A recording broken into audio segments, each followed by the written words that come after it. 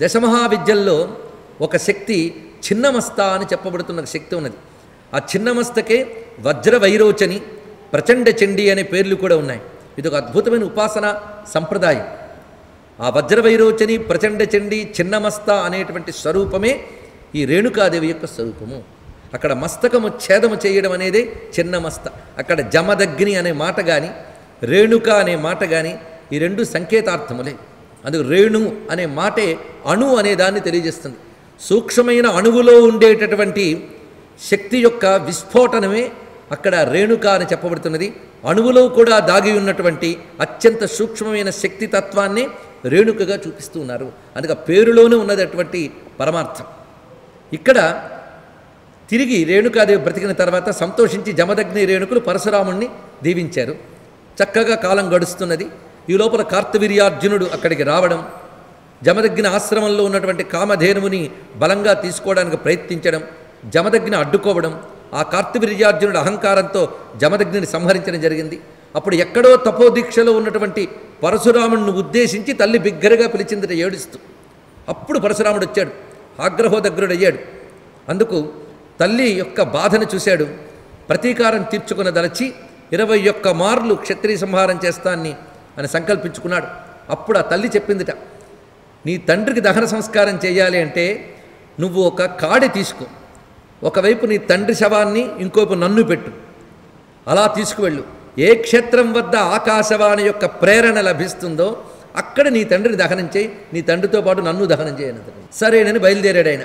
అలా తీసుకువస్తూ ఉంటే సరిగ్గా మాహూర్యం అనే క్షేత్రం వద్దకు వచ్చేటప్పటికి దత్తాత్రేయ స్వామి వారి దర్శనం లభించింది. అక్కడ ఆ దత్తాత్రేయుల వారు ఆజ్ఞాపించారట, ఇక్కడ ఆ పని చెయ్యు అని. వెంటనే దత్తాత్రేయులు చేసిన పని ఏమిటంటే ఆ రేణుకాదేవికి నమస్కారం చేశారు దత్తాత్రేయ స్వామి వారు. ఆ దత్తుడు రేణుకాదేవికి చేసిన స్తుతి చాలా విశేషంగా కనబడుతున్నది. అక్కడ మనకి ఏకవీర అనే శబ్దం కనబడుతున్నది. దేవి మాతస్త్వమైవైక వందనీయా సురేశ్వరి, ఏకవీరా త్వమేవైక త్రైలోక్యే సచరాచరే, యోగినాం బింబ తాదాత్మ్య కర్త్రి సప్తదశీతి చ ఏకైవానేక రూపేషు యా స్థితాసి నమోస్తుతే. ఇది చూడ్డానికి మామూలు స్తోత్రంలా కనబడుతుంది, కానీ ఇది చాలా భావగర్భితమైనటువంటి రహస్యములు ఇందులో కనబడుతున్నాయి. ఆ రేణుక అనే మాటకు కూడా ఇక్కడ అర్థం, రేణుకాదేవి అదితీదేవి స్వరూపముగా ఉన్నదిట. ఎందుకంటే అదితీదేవి అంశతో ఉంటే కానీ విష్ణువుని పుత్రుడిగా పొందలేదు. అందుకు అదితీదేవి పరశురాముడు పుత్రుడిగా పొందగలిగింది. అదితి రేణుక ఈ మాటల్లో ఆలోచించవలసిన విషయం ఉన్నది. అదితి అంటే ఛేదించడానికి వీలు లేనిది అని అర్థం. మరి శిరస్సును ఖండించాడు, అందుకే మరి తిరిగి బ్రతకగలిగిందంటే ఆమె ఛేదింపబడేది కాదు. అందుకే అదితి అనే మాటలోనే ఛేదించడానికి వీలు లేనిది. దితి అంటే ఛేద్యము, అదితి అంటే అచ్ఛేద్యము. అంటే దాన్ని డివైడ్ చేయడం కానీ ముక్క చేయడం కానీ చేయలేము. అదితి ఆకాశశక్తి అన్నారు. అదితి అంటే ఆకాశశక్తి, వ్యాపకమైనది. ఆ వ్యాపకమైన శక్తి అణువులో కూడా వ్యాపించింది, అదే రేణుక అని చెప్పినట్టు. అందుకు రేణుక అదితి అనే మాటల్లోనూ ఒక విశేషం ఉన్నది. అందుకే ఇక్కడ దత్తాత్రేయుల వారు స్వయంగా అమ్మవారితో అంటున్న మాట ఏమిటంటే, దేవీ మాతస్త్వమైవైక వందనీయ, నువ్వు వందనీయ అయినటువంటి తల్లివి, సురేశ్వరి, దేవతలకు కూడా నువ్వు ఈశ్వరివి అన్నప్పుడు అదితి స్వరూపాన్ని చూపిస్తున్నారు. మన పురాణ కథలో అదితి అంటే దేవమాత ఇలా వ్యవహారం ఉన్న, వేద భాషలో అదితి అంటే అమ్మవారని అర్థం. అందుకే అదితించ దితిన్ దీప్తాం వసుధాం వసుధారిణీం. ఈ అదితి దితి ఇవన్నీ కూడా పరాశక్తి యొక్క నామములే. అలా ఇక్కడ నువ్వు సురేశ్వరివి, ఏకవీరా త్వమేవైక, నువ్వు ఏకవీరవు. ఈ ఏకవీర అనే మాట చాలా విశిష్టంగా ప్రయోగించారు. ఏకవీర, దానికి అర్థం ఆయనే చెప్తున్నాడు ఇక్కడ. అయితే ఆ నామానికి ఇది అర్థమని మనకు తెలీదు. శ్లోకం చదువుతాం, ఏమంటున్నాడంటే, ఏకైవ అనేక రూపేషు యా స్థితాసి నమోస్తుతే. ఏక అయిన నువ్వే అనేక రూపములందున్నావు. అనేక రూపములంటే ప్రపంచం, ప్రపంచం అనేక రూపం. అనేక రూపమైన ప్రపంచమందు ఉన్న శక్తి మాత్రం ఏకమే. కనుక ఏక వీర అనే మాటకి రెండు అర్థములంటే, ఏక అంటే ప్రధానము, రెండవది లేదు. వీర అంటే వీరురాలు, ఆమె ప్రధానమైన శక్తి, రెండవ శక్తి మరి లేదు. అంటే ఆవిడకు పోటీగా కానీ ఆవిడని మించి కానీ మరొకట్లేదు. సమానాధిక వర్జిత, సమాన అధిక వర్జిత. ఆమె వీరత్వానికి సమానము లేదు, అధికము లేదు, అన్నీ క్రిందివే. అందుకే ఆవిడ ఏక వీర. ఇది సాధారణంగా చెప్పే అర్థం. కానీ ఇంకొక అర్థాన్ని సూచిస్తున్నాడు ఇక్కడ దత్తాత్రేయ స్వామి వారు. ఏకైవ అనేక రూపేషు, అక్కడ ఏకవీర శబ్దాన్ని నిర్వచనం అండి. ఇలా ఆలోచనగా చూడాలి. వీర అంటే మనం ఏమనుకుంటాం వీరత్వం అని, కానీ వీర అనే శబ్దానికి మరొక అద్భుతమైన అర్థం ఉన్నది. ఇవన్నీ శాస్త్రార్థములే. ఈరయ అంటే గతులు అని అర్థంట. ఈర అంటే గతి. ఈరా వీర అంటే వివిధ గతులు కలిగినది అని అర్థంట. ఏక అయినప్పటికీ అంటే పరాశక్తి ఒక్కతే అయినప్పటికీ వివిధ రూపములతో వ్యక్తమవుతుంది కనుక ఏక వీర అన్నప్పుడు, ఏక అన్నప్పుడు ఏకస్వరూపిణి, వీర అంటే వివిధ విధములుగా వ్యక్తమగుతున్నది. ఇది రెండు అర్థములు చూసుకోవాలి ఏకవీర అనేటువంటిది. ఇక్కడ అణువులో కదులుతున్న కదలికలే వివిధ పదార్థముల నిర్మాణములకి హేతువులు అని రేణుకకి ఏకవీరకి మనం తీసుకోవాల్సిన అన్వయం. అలాంటి ఏకవీరవు నువ్వు అని దత్తాత్రేయులు వారు రేణుకాదేవిని ఆ విధంగా భావన చేసి చూపించాడు. వెంటనే పరశురాములు కూడా నమస్కారం చేశారు. ఏదో నా కన్న తల్లి అనుకున్నాను కానీ పరాశక్తి అని. పరాశక్తి కాకపోతే నువ్వు ఖండించినంత మాత్రాన మళ్ళీ తిరిగి రాగలదా, అది తెలుసుకో. అది ప్రచండ చండీ తత్వం. అయితే ఇక్కడ ముందు చెప్పిన ప్రకారంగా తండ్రికి దహనం చేశాడు, తల్లి కూడా ఆచితి ఎందే ప్రవేశించింది. ఎందుకంటే అదొక దీక్ష. ఆ దీక్షకు సన్నద్ధురాలైన స్త్రీ పతితో పాటు తాను ఆ చితిలో ప్రవేశించింది. అయితే ఒక మాట చెప్తాడు దత్తులు వారు, మీ అమ్మగారు సామాన్యురాలు కాదయ్యా, నువ్వు అలా వెళ్తే ఇలా లేస్తుంది ఆ తల్లి, జాగ్రత్త. సరే, మొత్తం అక్కడ భస్మమైన తర్వాత వెనక్కి తిరిగి చూడకుండా వెళ్ళు అని చెప్పేట దత్తులు వారు. ఈయన వెళుతూ ఉన్నాడు, అమ్మవారు లోపల నుంచి రావడం మొదలుపెట్టేట. సరిగ్గా అక్కడ భస్మమైందనుకున్న రేణుకాదేవి మరొక రూపంతో రావడం మొదలుపెట్టింది. కుతూహలం ఆపుకోలేక వెనక్కి చూసేట ఒక్కసారి పరశురాముడు. అప్పుడు ముఖం మాత్రం వరకే వచ్చింది. అది ఆ ముఖమే మిగిలిపోయింది అక్కడికి. మరి మిగిలిన రూపం రాలేదు, ముఖం మాత్రమే మిగిలి ఉంటుంది. అందుకే ఇక్కడ మాత్రం మనం చూసినట్లయితే అమ్మవారు ముఖం దర్శనమిస్తుంది. అది చాలా విస్తారమైనది. ఆ పెదవే ఎంతో విస్తారంగా ఉంటుందట. మరి ముఖం చెప్పనక్కర్లేదు. ముక్కు త్రికోణాకృతిలో కలిగి ఉంటుంది. ఆ త్రికోణాకృతిలో ముక్కు ఉండడంలో కూడా ఒక ఎంత రహస్యం దాగి ఉన్నది. అదంతా కూడా ముఖమే ఎందుకు కనబడింది, ఇది కూడా మనం ఆలోచించాలి. చిన్న మస్త అన్నప్పుడు మస్తకమే ఇక్కడ ప్రధానం. తాను ఛేదించింది శిరస్సుని. వీటన్నిట్లో ఏదో సంకేతార్థం దాగి ఉన్నది. ఇది మామూలు వ్యక్తుల కథల కాదు, ఇది ఒక శక్తుల కథలు. ఇవన్నీ కూడా ప్రతీకగా పరిశీలించినట్లయితే అలాంటిది ఈ మాహూర్యే ఏకవేణిక లేదా ఏకవీరిక అని చెప్పబడినటువంటి తల్లి కనుక ఏకవీర మాహూర్య క్షేత్రంలో ఉన్నది. ఆడ తర్వాత ఇక్కడ మనకు అష్టాదశ శక్తి పీఠాల్లో ఒకటిగా చెప్పకపోయినప్పటికీ కూడా మనం 3.5 శక్తి క్షేత్రములు అన్నాం కనుక ఆ విషయం కూడా కొంచెం ముచ్చటించుకుందాం. ఇక్కడ ఈ క్షేత్రం 4 భాగముల్లో ఒకటి. ఈ 4 భాగములు ఏమిటో పరిశీలించాలి. ఇది సరిగ్గా మనకి దేవి సప్తశతిలో వస్తుంది. సుధాత్వమక్షరే నిత్యే త్రిధా మాత్రాత్మికా స్థితాం అర్ధమాత్రా స్థితా దేవి యానుచ్చార్యా విశేషతః. దేవి మహాత్మ్యం అంటే చండీ సప్తశతిలో లేదండి, అందరూ చదువుతూ ఉంటారు, కానీ ఏముందో ఇక్కడ పట్టుకోవాలండి. ఇది సరిగ్గా బ్రహ్మకృత యోగమాయా స్థితిలో వస్తుంది. అంటే మొదటి అధ్యాయంలో వస్తుంది చండీ సప్తశతి. చాలామందికి పరిచయమేగా చండీ పారాయణలవి. అక్కడ వస్తుంది ఇది. ఏం చెప్తుందంటే, తల్లి త్వం స్వధా త్వం స్వాహ, నువ్వే స్వధవు, నువ్వే స్వాహాదేవి. అంతేకాదు నువ్వు వషట్కారాత్మికవు. అటువంటి నువ్వే సుధాత్వమక్షరే నిత్యం, నువ్వు నిత్యమైన అక్షరానివి అన్నాడు. నిత్యమైన అక్షరం అంటే ఓంకారం. ఓమిత్యేగాక్షరం బ్రహ్మ. ఓంకారంలో ఉన్న భాగములు చెప్తున్నాడు. త్రిధా మాత్రాత్మికా స్థిత. ఓంకారంలో త్రిధా మాత్రలు ఉన్నాయట, 3 మాత్రలు ఉన్నాయి అన్నాడు. ఇక్కడ 3 మాత్రలు అంటే అకార ఉకార మకారములు. అంతేనా, 4వది కూడా ఉంది. ఇది ఉపనిషత్తే చెప్తుంది. ఓంకారానికి 4 భాగాలు ఉన్నాయి. అది అకార ఉకార మకార తురీయములో 4 భాగాలు ఉంటాయి. వినబడేవి 3, వినబడనిది తురీయం. కానీ ఉంది, అది సూక్ష్మం. అది అందుకు త్రిధామాత్రాత్మిక స్థిత అని చెప్పి ఆపకుండా అర్ధమాత్రాత్మిక అన్నారు ఇక్కడ. యా అనుచ్చార్య విశేషత, చివరిదాన్ని అర్ధమాత్ర అంటారు. అందుకు ఓంకారం రాసినప్పుడు మనం 3 పెట్టి దాని నుంచి ఒక తొండము లాంటి ఆకారం రాసి పైన ఒక అర్ధచంద్రుడిని పెడతాం.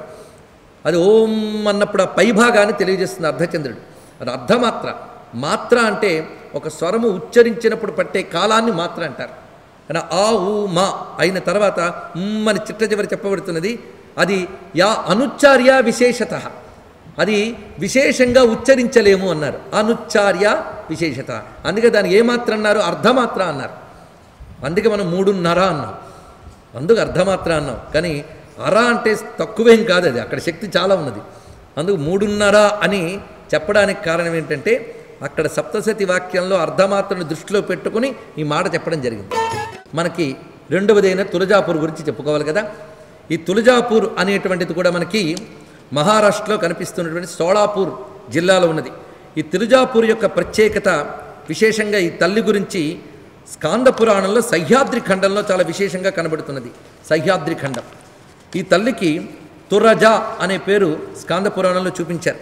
కొన్ని చోట్ల తుర్యజ అని, తుల్యజ, తుర్యా సర్వావస్థ వివర్జిత తుర్యజ అలా భావించవచ్చు.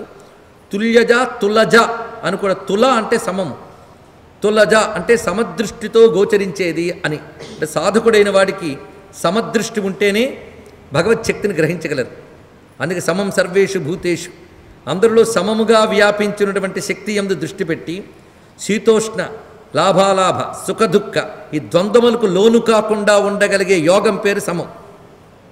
సమత్వం యోగముచ్యతే చదువుతున్నాం కదా. ఆ సమస్థితే తుల. ఆ సమస్థితిలో ఉన్నప్పుడు తుల్య నిందాస్తుతిర్మౌని సంతుష్టో ఏనకేనచిత్ వేదాంత భాష చూడండి. తుల్య, తుల, సమ. ఆ సమస్థితిలో ఉన్నప్పుడే భగవత్శక్తి గోచరిస్తుంది. అసమంగా ఉన్న వాళ్ళకి భగవత్శక్తి గోచరించదట. అందుకు సుఖదుఖాలకు లోను కాకూడదు, లాభ నష్టాలకు లోను కాకూడదు. అది అంత తేలిక కాదు చెప్పినంత.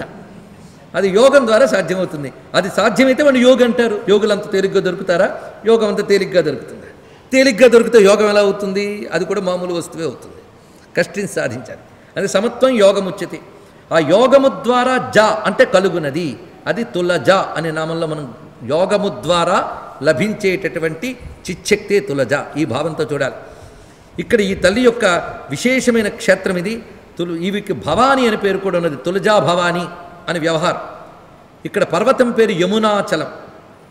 ఈ పర్వతంపై ఒక గుట్ట, వేరే ఒక గుట్ట ఉంటుంది. ఆ గుట్ట పేరు బాలాఘాట్. అక్కడ ఉంటుంది అమ్మవారు.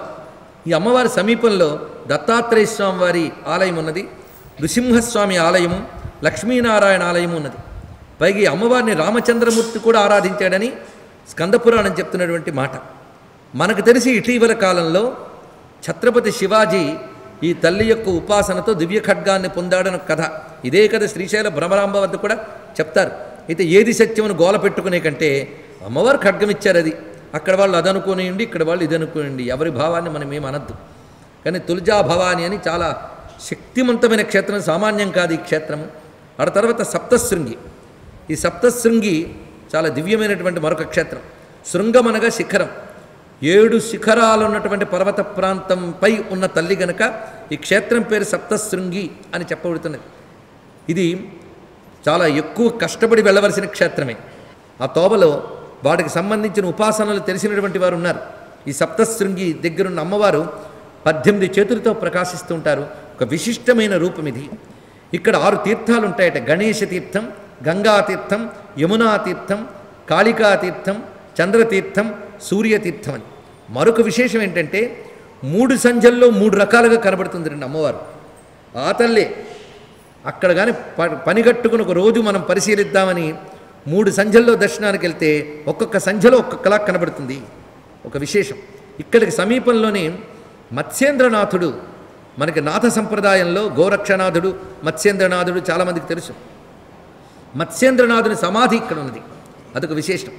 అదే జ్ఞానేశ్వర్ అని మహారాష్ట్రలో మహానుభావుడు జ్ఞానేశ్వరి అని ఆయన యొక్క శాస్త్రం కూడా చాలామందికి తెలుసు. ఆయన ఈ క్షేత్రం గురించి పేర్కొన్నాడు ఆయన. అదొక విశేషమైన అంశం. ఇక్కడ ఈ తల్లిని ఉద్దేశించి శ్లోకంగా కూడా మహిషగ్ని మహామాయే సప్తశృంగ నివాసిని ద్రవ్యమారోగ్యం విజయం దేహి దేవి నమోస్తుతే అని సప్తశృంగ నివాసిని మహిషగ్ని మహామాయ అన్నారు ఇక్కడ. అంటే ఈ స్వరూపం 18 చేతులతో ఉన్నది అంటే సరిగ్గా మనం సప్తశతిలో మధ్యమ చరిత్రలో చెప్పబడినటువంటి 18 చేతుల తల్లి మహాకాళి, మహాలక్ష్మి, మహాసరస్వతి అంటాం కదా. అలా ఇక్కడ మహాలక్ష్మిగా చెప్పబడుతున్నది. అందుకే మహాకాళి, మహాలక్ష్మి, మహాసరస్వతి స్వరూపములుగా ఈ తల్లిని మనం దర్శిస్తే అష్టాదశ భుజ దుర్గగా ప్రకాశిస్తున్నటువంటి తల్లి ఈ జగదంబ. ఆ తర్వాత మనకి కొల్హాపూర్. ఈ కొల్హాపూర్ గురించి విస్తారంగా ఎలాగో చెప్పుకున్నాం. ఇలా మాహూర్యము, తులజాపూర్, కొల్హాపూర్, సప్తశృంగి ఈ 4 వివరము పూర్తి చేసుకున్నాక మళ్ళీ మన అష్టాదశ శక్తిపీఠాల దగ్గరికి వచ్చి మాహూర్యే ఏకవీరిక దగ్గరికి వచ్చాం మనం. ఇప్పుడు ఉజ్జయిన్యాం మహాకాళి, ఇక్కడికి ఉజ్జయినిలో మహాకాళి అని వివరిస్తున్నారు. ఇక్కడ శివుడి పేరు మహాకాళేశ్వరుడు. శ్రీశైలం తర్వాత మళ్ళీ మనం జ్యోతిర్లింగము శక్తిపీఠము ఉన్న చోటుకు వచ్చాం. భ్రమరాంబ మల్లికార్జునులు అనగానే మనకి విశిష్టమైన ఒక అంశాన్ని నేను పరిశీలించాం. అలా మహాకాళి మహాకాల స్వరూపు ఇక్కడ ఉన్నది. ఇక్కడ తీర్థం కూడా ఉన్నది, క్షిప్రా నది. ఆ క్షిప్ర అనే శబ్దమే శీఘ్రముగా అనుగ్రహించుట అనే దాన్ని తెలియజేస్తుంది. అక్కడున్న పరమేశ్వరుడి పేరు మహాకాళేశ్వరుడు, తల్లి మహాకాళి. దీనికి ఇక్కడ మనం చెప్పుకుంటున్న క్షేత్రములన్నిటికీ పురాణ ప్రసిద్ధి, ఆధ్యాత్మిక ప్రసిద్ధి ఎంత ఉన్నదో చారిత్రక ప్రసిద్ధి అంత ఉన్నదండి. అంటే హిస్టారికల్ ఇంపార్టెన్స్ అని అంటాం కదా, అంత ఉన్నది. మనం ఇతర దేశాల నుంచి నేర్చుకోవాల్సిన గొప్ప సంస్కారం ఏంటంటే, ఒక 100 ఏళ్ల చరిత్ర ఉంటేనే దాన్ని కాపాడుకోవాలని ప్రయత్నిస్తారే, లెక్క కింద లక్షల యుగాల చరిత్ర కలిగిన భారతదేశంలో ఆ చరిత్రను నిర్లక్ష్యం చేస్తారు భారతీయులు, వారి పాలకులు. ఎందుకంటే వీళ్ళకి చరిత్ర అక్కర్లే, వాళ్ళకి చరిత్ర అక్కర్లే. చరిత్ర ఉండి కూడా చరిత్రహీనులుగా బతకడం అంత దౌర్భాగ్యం భారతీయులకు తప్ప మరకట్లేదండి. ఎందుకు ఆర్తితో చెప్తున్నామో ఇక్కడ ఆలోచించాలి. ఉజ్జయిని సామాన్యం కాదు, అవంతి సామ్రాజ్యమని దాన్ని ఆధారం చేసుకుని ఒక విస్తారమైన సామ్రాజ్యం ఏర్పడి ఉంది. చారిత్రక పరిశీలన చేస్తే దీన్ని ఆధారం చేసుకుని భారతదేశాన్ని ప్రభావితం చేసినటువంటి గొప్ప చరిత్ర కనబడుతుంది. కాళీ అనే మాటకి కలయతీతి కాళీ అన్నారు. ఇక్కడ పుంలింగంలో కాలహ, స్త్రీలింగంలో కాళి. అసలు పుంస్త్రీ భేదం లేకుండా చెప్పాలంటే కాలం అంతే. కాలంలో ఉన్న అఖండ శక్తి. సృష్టిలో మన వస్తువులను చూస్తున్నాం, వీటి పరిణామాలను చూస్తున్నాం. కానీ వస్తువులు, ఈ పరిణామాలు ఏ శక్తి మీద ఆధారపడి నడుస్తున్నాయో ఆ శక్తి పేరు కాలం. కాలానికి మరొక పేరు నియతి అని మరొకటి. కలయతి నియతి ఇది కాలహ అని నిర్వచనం చెప్తున్నారు ఇక్కడ. ఈ కాలానికి సంబంధించి వేదంలో ఎన్ని మంత్రాలు కనబడతాయో, ఉపనిషత్తుల్లో కూడా. కాలస్వరూపాన్ని అర్థం చేసుకుంటే ఆశ్చర్యం వేస్తుంది, గట్టిగా ఆలోచిస్తే భయం కూడా వేస్తుంది. అందుకే కాలం గురించి ఆలోచించినా, కాళీ గురించి ఆలోచించినా భయం వేస్తుంది. ఎందుకంటే ఒక అల్పమైన వస్తువు ఒక మహావస్తువు ముందు నిలబడ్డప్పుడు భయం వేయదా అండి? అలాంటి భయమే ఇక్కడ.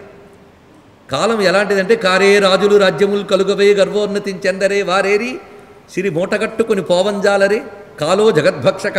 ఎన్ని కనబడుతున్నాయి. కాలం లక్షణం మింగడం.